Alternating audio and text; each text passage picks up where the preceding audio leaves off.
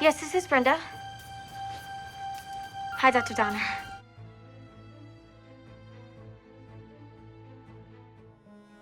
Yes, no. Glee. For 3 seasons of Glee, Finn Hudson believed his father was killed in military combat. Everything changes when the episode, Yes, No, reveals he actually died of an overdose while self-medicating PTSD. Oh my God. I see everything that was good in him. I see it all in you. Why did you lie to me? Why? Because your dad was so much more than the last few months of his life. This twist came in the wake of revelations about Cory Monteith's struggles with substance use disorder. The hope was that Finn would show how to rise above such tragic cycles.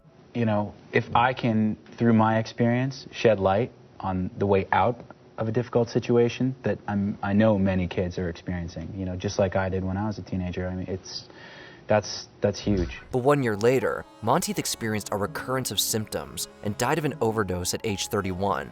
The 2013 episode, The Quarterback, reflected on his and Finn's deaths, with Naya Rivera covering the band Perry's If I Die Young. She herself drowned in 2020, age 33. Oh, if I die young, bury me in satin, lay me down on a bed of roses. So what should have been 2 particularly life-affirming Glee arcs have become the most heartbreaking. Fred has the big one, Sanford.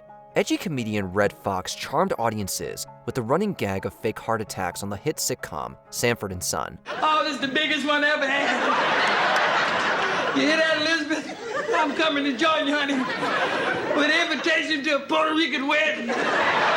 As often as Fred Sanford got out of situations by feigning the big one, the episode by that name on the spin-off Sanford was about nobody believing when he suffers the real deal. If I'm gonna stay here, you can't keep faking the big one. Yeah, but when I have the big one, it really feel like I'm having the big one. 4 or 5 times a day. As much as this affected an already dark joke, Foxx would die in 1991 of a heart attack on the set of The Royal Family. Some of his colleagues did indeed think that it was a put-on. Grandpa, I love you, and I'm glad you're here. I hope you live to be 100. This ironic end to an iconic career spoils one of its most popular bits, especially the time it wasn't a joke for Fred Sanford. The Sopranos. The Sopranos. They said it was a panic attack. Of course, all the blood work and the neurological work came back negative. And they sent me here. You don't agree that you had a panic attack? The tone of the central character arc on The Sopranos is set when Tony Soprano suffers a panic attack that's initially believed to be cardiac distress.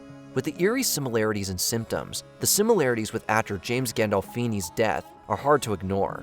In 2013, he succumbed to a heart attack while on holiday in Italy. How's Italy? Gotta be honest with you, pretty friggin' good. I'll have to come back here. Yeah, right. Since then, Tony's regular panic attacks and apparent respiratory strains have hit harder. So too have offhand lines like one in the episode Strong Silent Type, in which Christopher Moltisanti remarks that his mentor will have a heart attack by age 50. Well, you you're gonna have a heart attack by the time you're 50. Oh, wait, sit down. You're talking to the boss here. Gandolfini was 51 when he died, leaving behind a legendary body of work and a solemn undertone to it. My name is Alex. Family ties. Look, I mean, what's the use of busting my tail to try and build a future for myself? I mean, maybe I don't have a future. The wholesome humor and themes of Family Ties were cut in a special 2-part episode in season 5. My Name is Alex follows intellectual teen Alex P. Keaton's existential crisis following the death of a friend. The episode becomes one of the most acclaimed in the series, particularly for Michael J. Fox's dramatic performance. Don't go. Don't go. Don't go. Don't. It's not fair! It's not fair! 4 years later, his own existential crisis began with a diagnosis of Parkinson's disease. After he formally announced his condition in 1998, audiences watched Alex's contemplations on aging and mortality very differently. Foxx has since led a long and incredible life, but has been very open about his struggles along the way. I've interviewed you for hours and hours and hours. You've never told me once I'm in pain. I'm in pain. It's intense pain. This demonstrates exactly what My Name is Alex says about how quickly life can change. Home is where the heart attack is, the Fresh Prince of Bel-Air. Generally speaking, recurring jokes about Philip Banks' weight on the Fresh Prince of Bel-Air haven't aged well. Oh, you know what? I heard the doctor say he thinks Uncle Phil might have Dunlap syndrome. Dunlap syndrome? What's that? Mean his belly Dunlapped over his belt. Never mind the season 4 episode or the real tragedy years later. Home is Where the Heart Attack Is finds Phil taking his health more seriously when he has a cardiac episode during a diet. Unfortunately, Will didn't take it seriously enough to ease up on the jokes afterward. Well, hey, Mom, listen, you should probably make sure that Uncle Phil sleeps on the bottom bunk. Because if he get up on the top bunk, well, you know gravity ain't no joke. You know what I'm saying? I had to go get him from China. Fans have felt differently since December 31st, 2013, when actor James Avery died from complications following open heart surgery. Fresh Prince may have occasionally respected his character's heart condition, but even the most reverent episode on the matter has lost much of its charm to tragedy. Look, I don't want to see my father with tubes up his nose, okay? Carlton, there's going to come a time when all he has is tubes up his nose. Not my father! Everybody's father! She's Having My Baby, Married with Children. It's common for sitcom storylines to accommodate actresses' pregnancies. Katie Seagal's going into the 6th season of Married with Children opened great opportunities for domestic satire with the Bundy family. Oh, Al, isn't it a dream? It better be. The 2-episode premiere, She's Having My Baby, further raised comedic tensions by having neighbor Marcy Darcy get pregnant at the same time as Peg, but there would be no satire about dealing with a newborn. Halfway through the season, Seagal's baby was stillborn prematurely. Thus, Peggy and Marcy's pregnancies were written off as a dream by Al Bundy the whole time. What? Al, you're making happy noises in your sleep. But there might be something wrong. Seagal went on to have 3 children, including actor Jackson White. Still, the unhappy end to that first pregnancy hangs over the humor in Peggy's. Laugh with the baby. I don't wanna. Besides, I don't even think you're pregnant. I think that's a 10-gallon can of ice cream down there. Come on, Peg, laugh with the ulcer. Pilot, The Lone Gunmen. This spin-off of The X-Files aimed to cover more grounded cases that still seemed far-fetched. Though The Lone Gunmen was canceled after 1 season, it's notorious for a pilot episode that was terribly realistic after all. Corner of Liberty and Washington, Lower Manhattan. World Trade Center. We're going to crash the plane into the World Trade Center. The gunmen must unravel a conspiracy to spark the arms industry by flying a commercial airplane into the World Trade Center.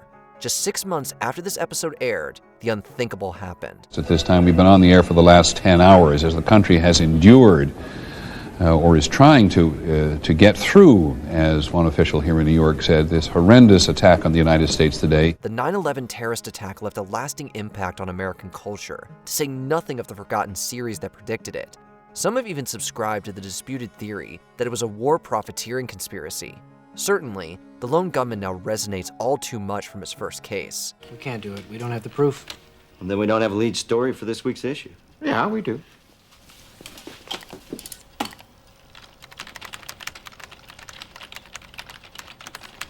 The one where Chandler takes a bath, Friends. One of the most beloved Chandler Bing-focused episodes of Friends is about him de-stressing with luxurious baths. Before long, he becomes obsessed with them. Do I smell essential oils? Yeah, I'm gonna take a bath. I was just gonna get a magazine. This was a little awkward, even in 2002, when Matthew Perry's substance use disorder was already infamous. Years later, the actor became hooked on the antidepressant ketamine after it was deliberately overprescribed by unscrupulous physicians. On October 23, 2023, Perry lost consciousness in a hot tub and drowned. We talked to a few toxicologists. Here's how somebody put it. They said simply the ketamine isn't likely what killed him, but made it rather possible for him to drown. So really sad. Friends fans may especially point to the one with Rachel's other sister for Chandler's throwaway line. Well, what do you know? I guess I'll be the one who dies first. But the whole of the one where Chandler takes a bath has become a stressful watch. It's only a test. Beverly Hills 90210. 1 out of 9 American women will get breast cancer, and out of those, 1 out of 4 will die. How awful. My aunt died of cancer. With her family's history of cancer, Brenda Walsh readily consults a doctor about a lump in her breast in the first season of Beverly Hills 90210. The episode, It's Only a Test, ends with the good news that the tumor is benign. It is? Oh, thank God. It's fibroadenoma, just like she thought. Actress Shannon Doherty did not receive that news in 2015. After 9 years of battling metastatic breast cancer, she passed away at age 53. Doherty was notably very public about the painful process throughout. I also think what an incredible disservice to everybody else going through this if I put forth something completely false. Like, I'm not okay. That's the truth. This has made Brenda's coming of age in the 90210 franchise difficult for fans to relive. Never mind a medical scare very early on that wound up being prophetic. Mork meets Robin Williams, Mork and Mindy. All of Earth fell in love with Robin Williams on Mork and Mindy. His quirky extraterrestrial was himself eager to interview the comedian and actor to better understand celebrities. After a while, I realized that people found these characters kind of funny and outrageous, and then I got to the point where I realized that the characters could say and do things that I was afraid to do myself. And after a little while, here I am. The meta episode solemnly ends on Williams discussing the pressures of stardom and suggesting that his art is a way to cope with his mental health.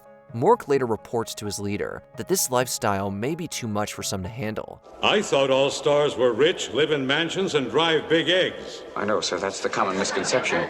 But you see, to get that, you have to pay a very heavy price. You have responsibilities, anxieties, and, well, to be honest, sir, some of them can't take it. 33 years later, Williams took his own life. While this was attributed to a diagnosis of neurodegenerative diseases, the revered funny man was open about his struggles throughout his career. This is from Williams' representative, who released a statement just a moment ago saying, quote, Robin Williams passed away this morning. He had been battling severe depression of late. This is a tragic and sudden loss. This makes it even more important to appreciate an artist's contribution in life. Still, it's hard when the lightest fiction interacts with the darkest realities. What are some other TV shows that have taken on a different tone under unfortunate circumstances in real life? Open up in the comments. Good night, everybody. Good night, folks.